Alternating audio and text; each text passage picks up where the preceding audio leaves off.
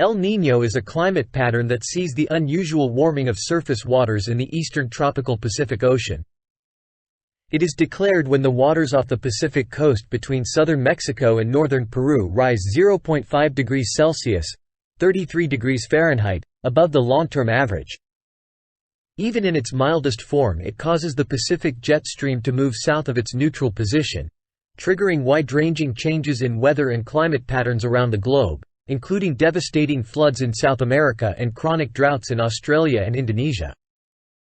Worldwide will be impacted by reduced rainfall due to the El Niño phenomenon this year. Impending dry season, particularly as the effects of El Niño are predicted to intensify in November. El Niño is accompanied by high air pressure in the western Pacific and low air pressure in the eastern Pacific. El Niño phases are known to last close to 4 years. However, records demonstrate that the cycles have lasted between 2 and 7 years.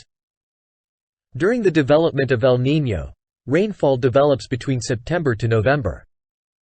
The cool phase of ENSO is La Niña, the girl, with sea surface temperatures, SSTs, in the eastern Pacific below average, and air pressure high in the eastern Pacific and low in the western Pacific. The ENSO cycle, including both El Niño and La Niña, causes global changes in temperature and rainfall. Developing countries that depend on their own agriculture and fishing, particularly those bordering the Pacific Ocean, are usually most affected. In this phase of the oscillation, the pool of warm water in the Pacific near South America is often at its warmest about Christmas.